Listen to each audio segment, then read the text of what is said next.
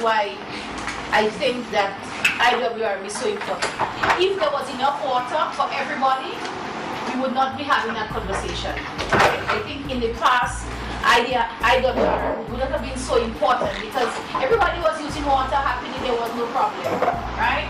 But now that we have reached the stage where we have a resource that everybody is making demands on, right? And there is not enough now, and climate change may exacerbate the situation and cause us to have less of the resource.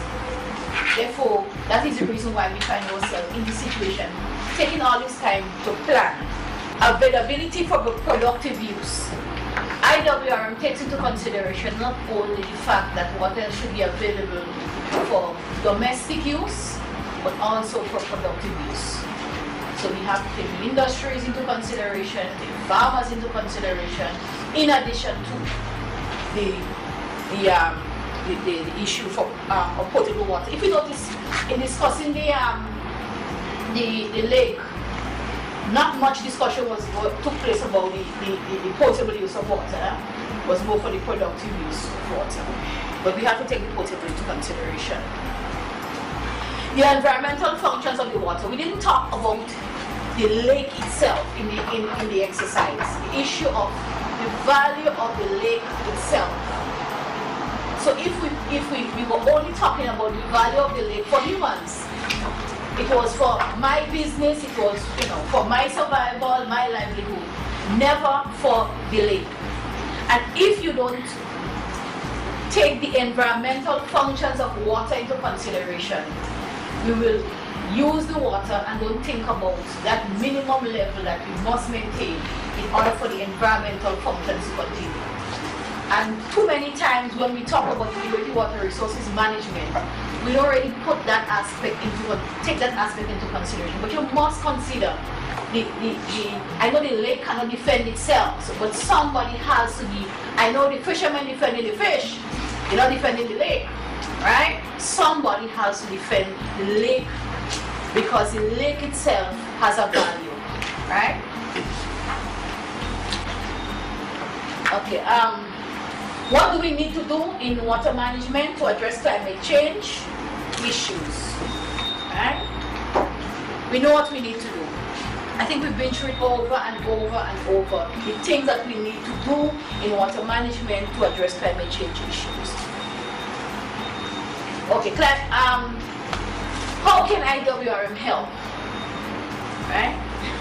It can help because climate change will have a big impact on water resources. We focused a lot on the aspect of IWRM during the exercise, the last one. We focused a lot on the stakeholder consultation and interaction. But that was only one part of the IWRM approach. And if we had the first one, which is the policy and decision-making part, it would have helped in the exercise because the poor chairperson was trying to get compromise, to get an agreement.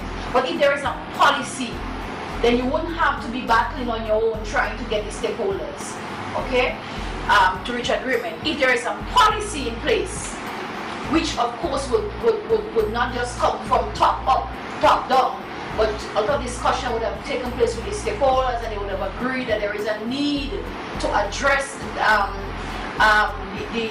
the water resources issue and figure out how we are going to do it. So when you do have your meeting, if you have the policy, the meeting will be about how do we implement that policy which we have agreed on. So that's another aspect of it. And IWRM provides the planning framework for water. Right? It gives you the planning framework. And you need that, and we saw the need for it in the exercise. If you come as the chair without those tools to a meeting like that, you're in trouble. You're all over the place trying to get agreement. You have to have a framework. The discussions must, or else be all over the place. Right? The stakeholder consultations must take place within a framework, a planning framework. And the reason why it has to be a planning framework is because this is a dynamic process. Things are going to change. You have to keep meeting all the time, assessing what has happened, where you are, and keep coming up with strategies because things are going to change. And if we say that we expect the climate to change, none of us know what's going to bring. So even as we develop the framework, we still have to keep revisiting it and working out how to implement it, reviewing it all the time, learn as we go along. Okay? Improving the way we use and manage water today will make it easier to address the challenges of tomorrow. What I would say though to that is that if we can handle ourselves today, if we can help to bring the problems that is confronting us, if we use the IWRM approach, we do that now. When the challenge of climate change comes, we will be in a much better position. Our minds will be clear to be able to think about the problem. But if we are in a crisis now and we have not been able to bring that crisis under control, and you put climate change on top of that, you just find yourself in a deeper crisis. So IWRM gives you the opportunity to put yourself in that comfortable position now, so that when climate change comes, you'll be able to accommodate it better. Yeah? And adaptation. Yesterday, when we looked at the presentation of the adaptation options, I thought that there was not enough emphasis on the soft aspect of adaptation. When we think of adaptation, we think a lot about the hard infrastructure. We're thinking about the dams. I don't know, did anybody read the article that Dr. Cashman put up on the screen? Anybody? They don't even remember it. Okay. Yes. I didn't read it with that. You didn't read it, right? Okay. I think it was,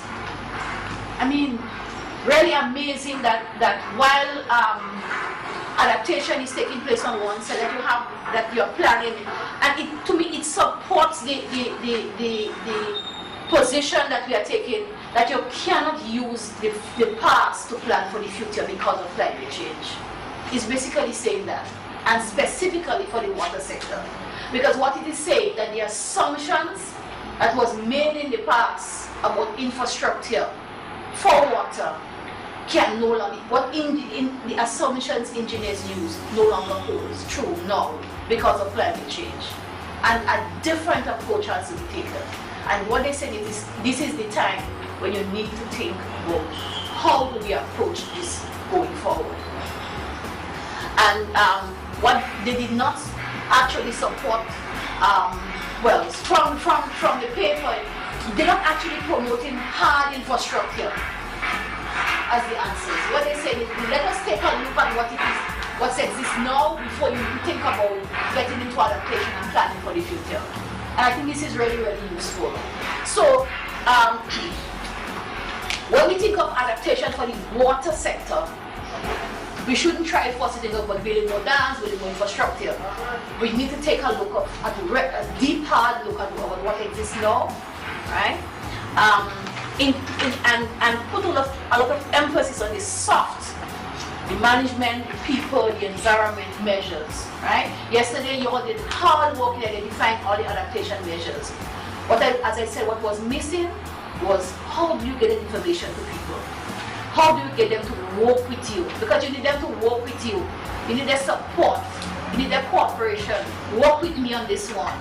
When you develop the information about the water resource, when you're collecting data on the status of the water resource, you have to share it with the stakeholders, or else they will not be there to buy into whatever it is that you're promoting.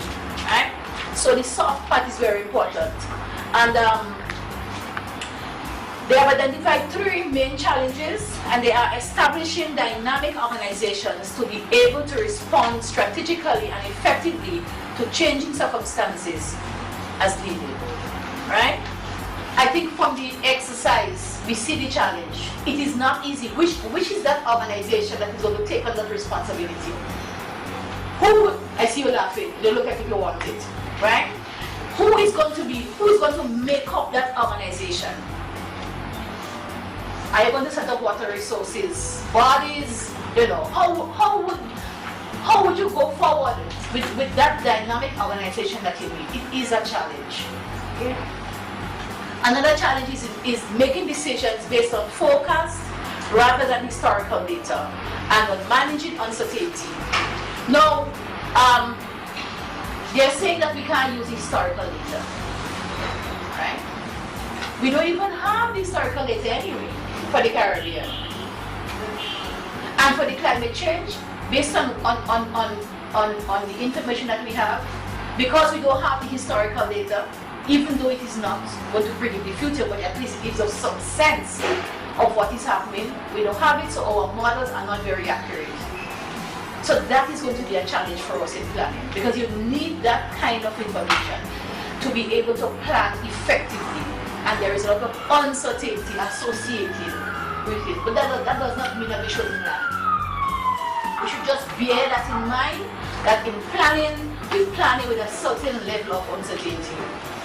Right? And for me personally, I'm never afraid to say there is so much that we don't know. I know that has been an issue, but people say there is so much that we don't know. People begin to doubt you because they think that you don't know what you're saying. But maybe it is something that we have as technicians, as scientists, as specialists in your area. You have to begin to think, how can we give people information and also let them know there are limitations to what we are doing as humans. That the science is not exact and there's some challenges there. So you have to work with me on that one. We'll have to find a way. I don't believe that we should hide it from them and tell them that we don't know. You want to give them the impression that we know so much. To me, this would not be in our interest. Okay? So I think that we should, in making the decisions, I think the issue of uncertainty should be included so that you know you're planning within a certain margin of error. I don't know if you want to begin to address the issue of funding. I think all of us know about it. Right? So we know that funding will be an issue. Well, where would the money come from to address the aging infrastructure that we all have in the Caribbean, the leaking distribution system, the losses that we are experiencing? Where will the money come from? Do you think that people will be willing to pay more? Are we going to get funding agencies to give us money? All these things you have to begin to think about. It is a challenge. Okay, why is it important to address climate change manifestations in water management? Because climate change can impact freshwater systems. The number of people in severely stressed river basins is projected to increase significantly.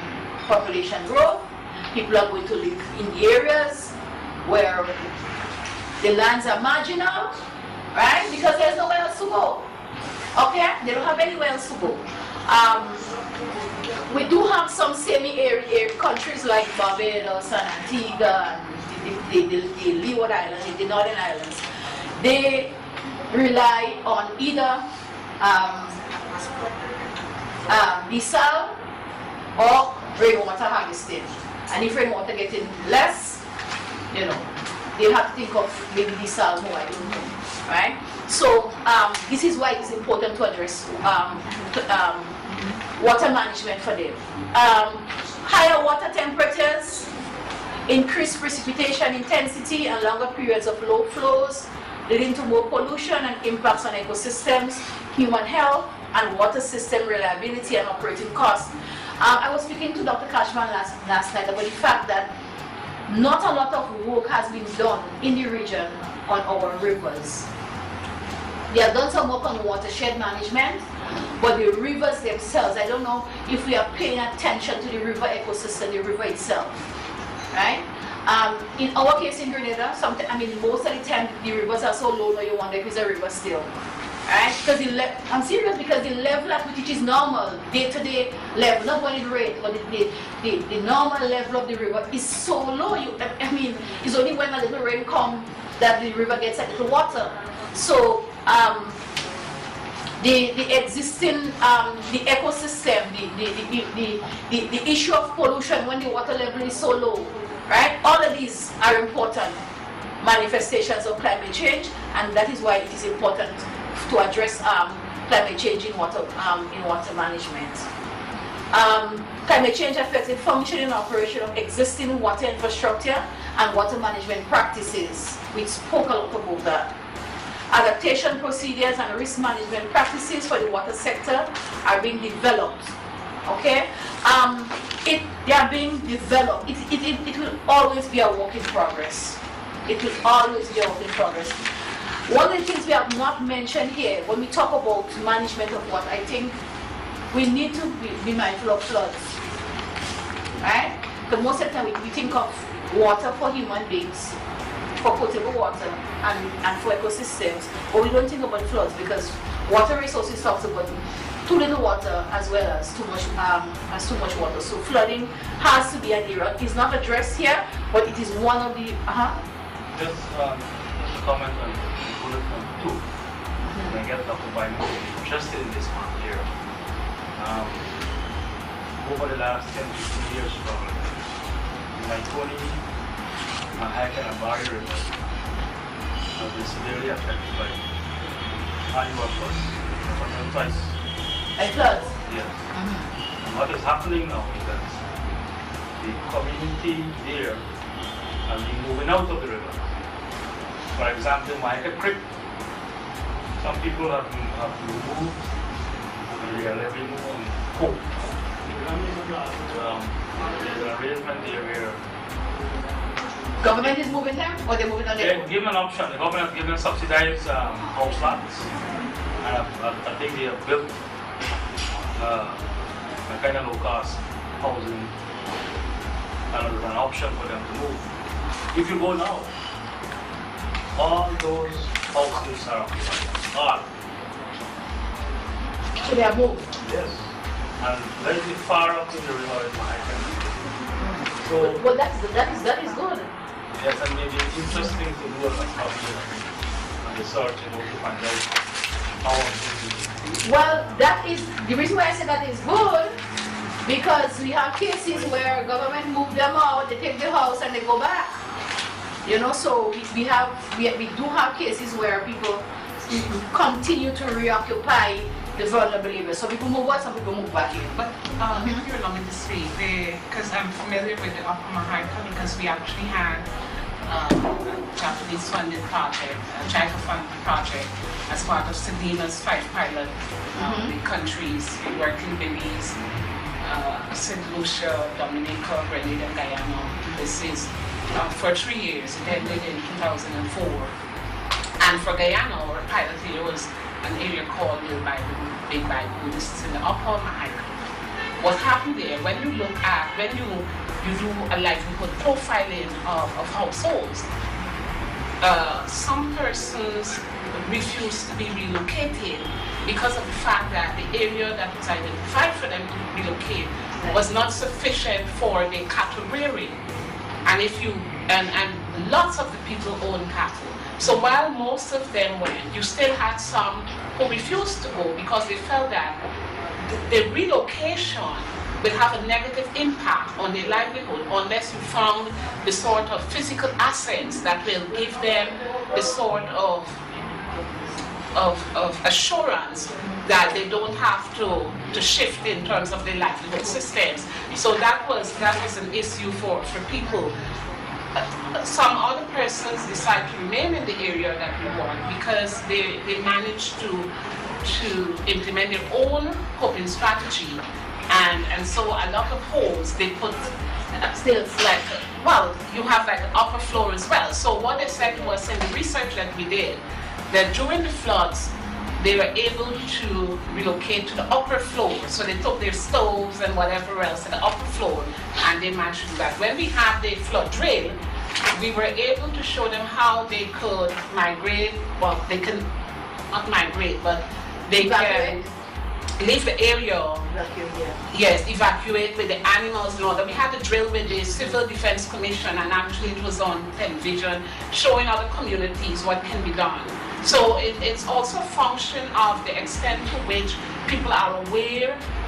You do a lot of training with communities, and in that particular area we also established the community-based disaster management. Yeah. I mean, you're dealing with human beings and people don't tell them what their rights to and whatever.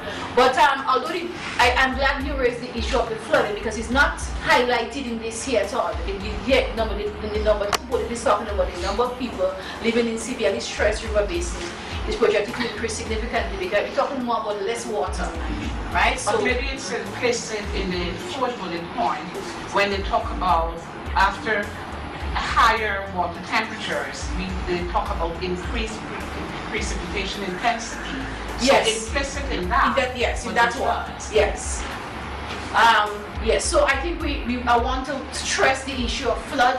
Maybe it is not the water authority that is responsible for flooding, but it will affect them as well. But flooding would affect agriculture, it could affect tourism, it could affect the other sectors. So I know that when we think of flooding, we only think of it in the context of disaster management, right? And the region is going into comprehensive disaster management. That all of the sectors will have to take on flooding. You know, that is not for the disaster management. Has a role to play, but all the other agencies. So I always stress when you're doing water resources management, please include flooding. How is flooding going to affect your water authority, the tourism, the agriculture, whatever sector, how is flooding going to affect you? All right, possible management measures in a situation of water stress. And we go back to the whole issue of water stress again. We're living out the issue of the flooding, right? But anyway, this is with water stress.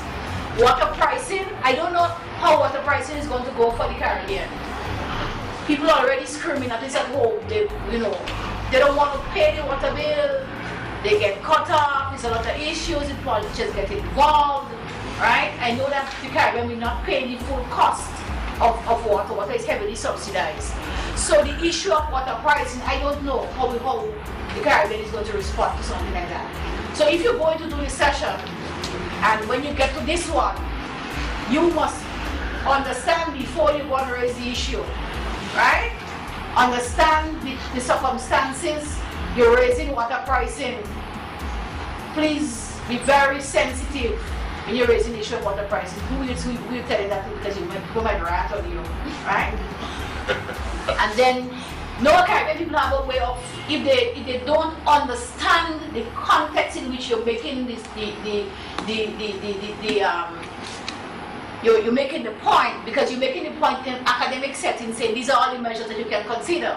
They may go out and say they're considering to increase the price of water. So when you're presenting the water pricing, please do it within the context. Explain it is just one of the measures that you can use. Not necessarily that's what you're going to be doing. Reuse and recycle wastewater after treatment. You have to do the public education to bring Caribbean people on board with they're not used to recycling water. We have a mental block against it. We have to begin to do some work there. Desalination is very expensive. Better use of groundwater resources for those countries that could have groundwater resources. I know some studies have been done for that. We talked about that yesterday. And rainwater harvesting. Rainwater harvesting has to be taken within the context of the fact that we may have longer dry periods. So in promoting rainwater harvesting, please put it into context, because somebody may get up and say, well, how are we going to harvest more rainwater when we're having a more dry period? I'll now hand you over to Dr. Ashby. Okay, thank you, Joyce. I could talk a bit more about water pricing, but I'm not going to. Very interesting topic. I want to step back a minute. We talk about integrated water resources management, and when we talk about IWRM, we break it down. So we try and address things through three approaches: policy and institutional frameworks, economic instruments, and what was the enabling environment. Economic instrument or management instruments, enabling environment, policies and institutions. Now, I'd like to share something with you on one of those points. Part about policy. Recently, the OECS have been looking at developing a model water policy and legislation for the states of the Eastern Caribbean. The idea is to put it up, it's a model, so that it contains a number of options that different countries, Dominica, St. Lucia, St. Kitts and Nevis, whatever, can choose which parts of it they want. But, right up front, in that policy document, is, in the preamble, it says that continued economic and social development is being put at risk by the impact of natural disasters and climate change. The policy says right up front that climate change is an issue. And it goes through, I'm not going to skip through the whole of this, it goes on to say that it needs to be that climate change has to be an integral part of any country's policy, water policy. And it then goes on because it's suggesting a number of institutional frameworks or structures, and within those structures it is suggesting that these are the things that those structures, those institutions should be responsible for. And for example, it's suggesting there should be water resources agencies, whatever you want to call them. And one of the duties and responsibilities of a water resource management agency or unit or whatever is that it should not only be collecting information, but it should be ensuring that climate change is factored into the operational aspects of people like the utilities,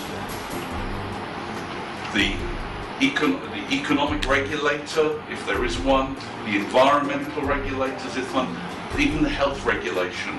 So what it's trying to do is say right up front, climate change is an important issue, and if this is adopted and it goes into legislation, you will then have a responsibility to make sure and to demonstrate how you are taking climate change into consideration.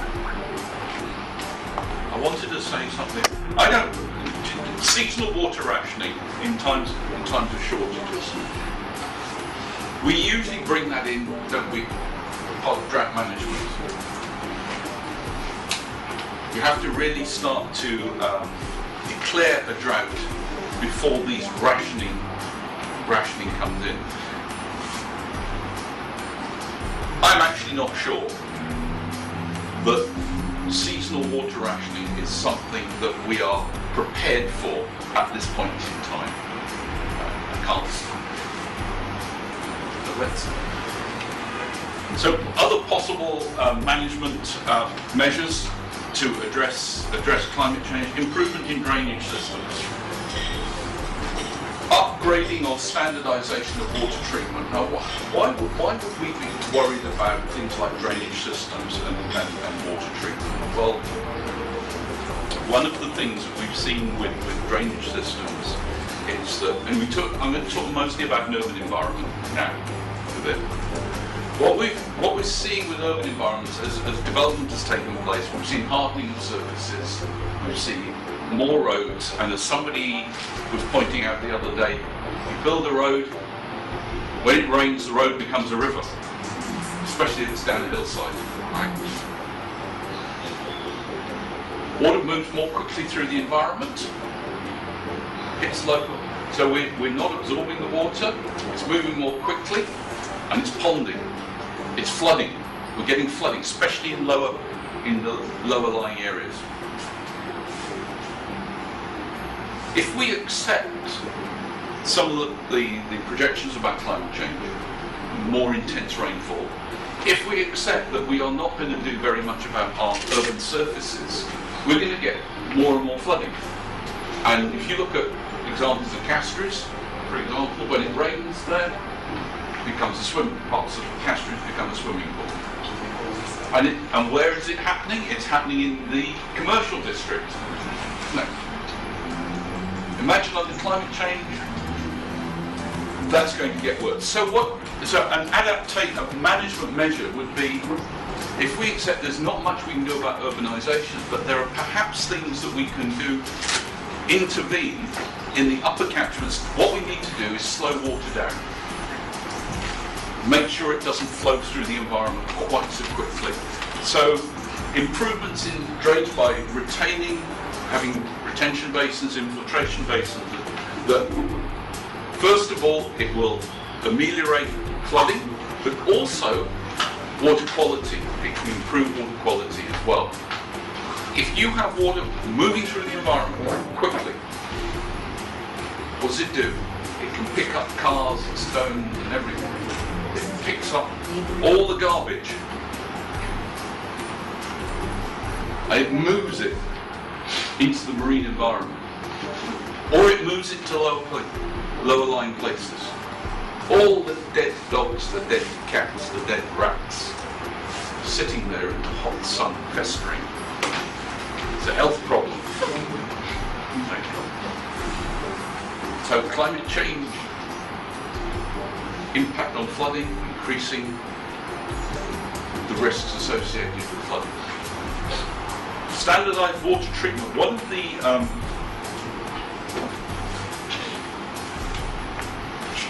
drivers for water treatment now is the Cartagena Convention LDS protocol.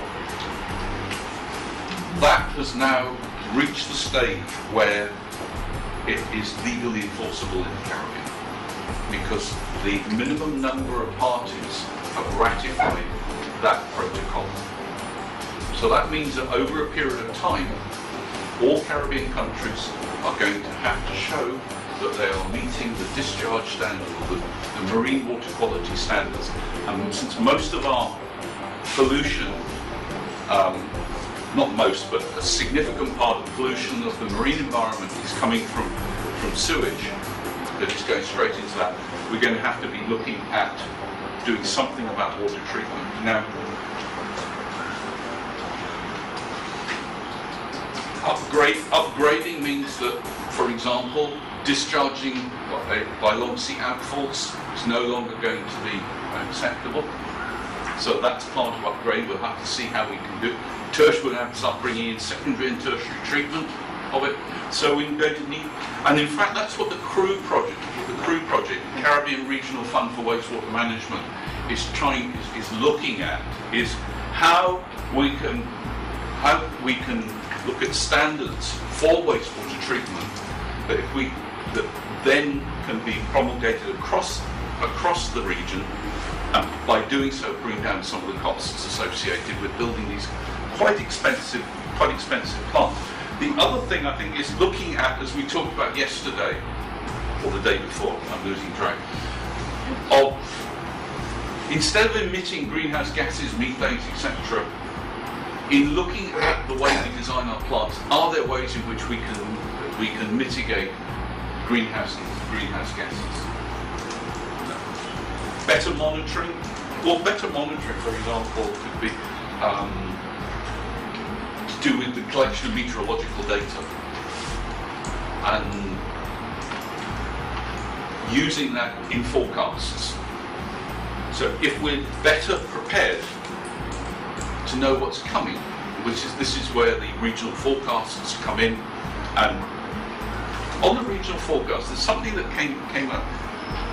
You get Met Services through CIMH give out 3-month climate projections, don't they? There is an increased likelihood of above average rainfall in the next 3 months. Who works for a utility around here? Or water utility? Is that sort of projection any good to you? That a climate forecast comes out and says in the next 3 months there's an increased likelihood of rainfall. Yeah. Is it good for you? Not really. It's better than nothing, but it's not very good. What you need for better management, your system, is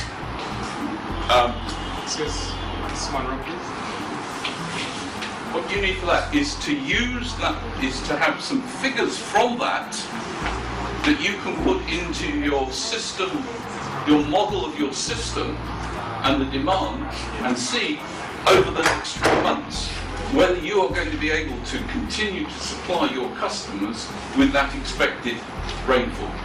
That's where you'd like to be. But just giving a forecast. So better monitoring, yes, we've got it, but we need to improve the sorts of data that we provide so that we can be a bit more proactive in the way that we manage either our resources for agriculture, or our resources for water for domestic use, or our resources for tourism. Transboundary levels. That doesn't really affect most of the region, but it does affect. Which countries in the region does it affect? Do you think? Well, I can see one country over there that it could affect. Transboundary. Suriname, I could think of Guyana being another one. Belize is another. And although not in the region, Haiti and Dominican Republic, because they share water courses, they share catchments.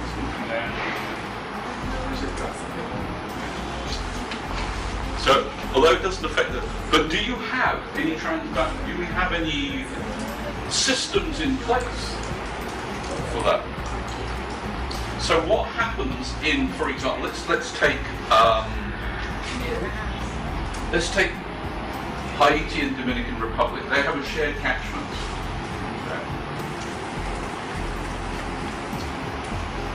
One of the problems that they have is that in Haiti there's a high degree of deforestation of charcoal in the catchment. And some of that then feeds into part of the catchment in the Dominican Republic. So what happens is when it rains, not only do you get landslides, mudslides and the rest of it, increased runoff, and it floods in the Dominican Republic. How do you deal with that? So transboundary levels, not just about agreements to work together, developing agreements to work together. National enabling environment, and that's what I've just talked about. This idea that we need, if it's in the law, somebody made the point about we have, what is in the role play, we have laws, but we don't have enforcement. Right? Very true, very true. Most countries have got laws, but the problem is the enforcement of water laws. And that comes down to the institutions. Now, there's been a big push over the last 10 years to relook at water laws through and policies through integrated water resource management roadmaps, to try and identify where the gaps are, where attention needs to be put. Institutions, I think I've been talking about this, haven't I? Yeah. Really. The enabling environment is to make sure that that you have the institutions in there. So when we talk about institutions or institutional framework, we're talking about, do we have in place arrangements that will speak to the management of the water resource, water quality, the environment, the provision of service, and the economics. Are those adequately covered in the legislation? Is it clear for each of those institutions what their mandate is? So are the policies in place? Are the regulations in place? Are the institutions, the agencies, in place?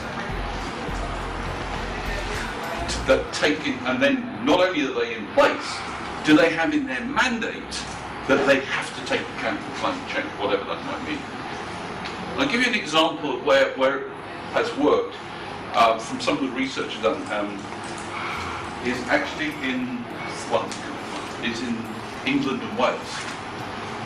The economic regulator of water utilities requires all utilities, and I can't remember how many there are, in that country that when they are applying for their price increase, which they do every 5 years, they have to present their plan, their capital works plans. And in justifying it, they have to demonstrate how they are taking account of climate change and the influence that climate change has on what they're proposing to do. And then that's adjudicated by the economic regulator as well as the environmental regulator. So it's built in, climate change there is built into the system.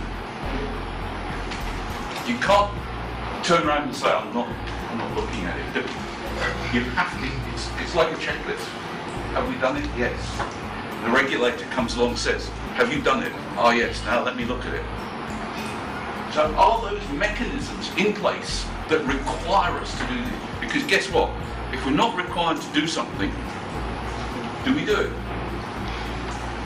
Right? You're a little boy. You come to the dinner table, and your mother says to you, have you washed your hands? Right? She's requiring you to do it. You will go and do it. Otherwise you're going to get fed. Later when you get a bit older, you do it because you know it's the right thing. Unfortunately, most of our institutions are not in that morally responsible mode. Forget river basin level, think island. With all due respect to our colleagues from landlocked countries like Guyana, or land countries like Guyana and Suriname. River basin level, I think for most of us is really country, is island level. Water. Dr. Biden was giving the small island stock, eh? She said countries have real rivers. Ouch, ouch. Woo! I understand that Guyana has an island that's bigger than Barbados in one of its rivers. Is that true? Right. Yeah. You're missing a trick there. Yeah. Not all these. So things that you might find. Water allocation might be with the water agency. Pollution control could be with the environment. It could be with the environment. It could be with health. Monitoring. Well, monitoring could be done by a number of different agencies. But the point is that at some stage, all these things are involved in the management of water. They produce data that is used for planning. One of the things that I personally think that we do not address, and we have not addressed within the water sector, as a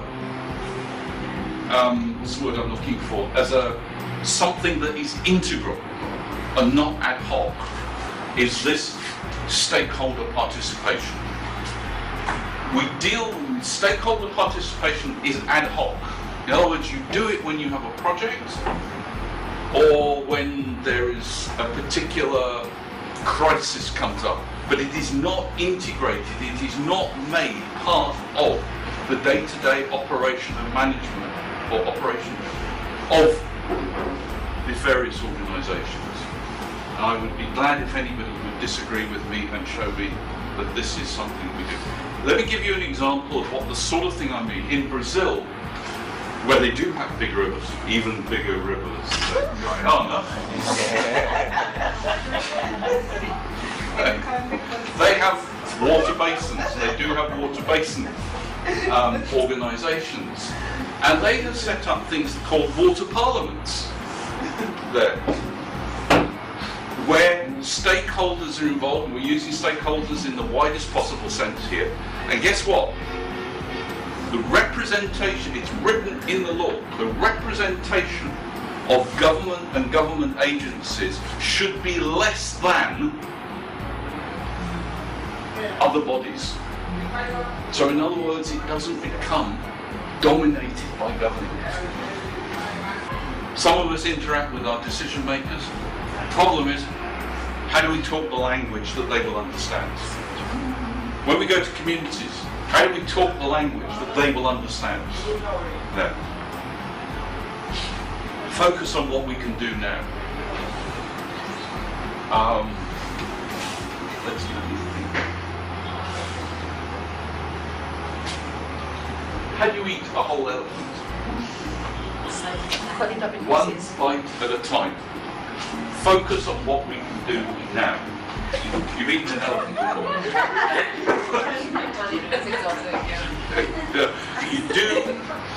You focus on what you can do, and you take it a step at a time. Right? And you learn. You learn by trying, by practice. When we go and we talk to politicians and we think we're not getting anywhere, do we give up? Should we give up? We feel like it, but no, we go back again. And in the hope that at some stage they'll start listening to you. But you need the arguments. The arguments you need is the language that they will understand. The arguments that will resonate with them. I think that's it.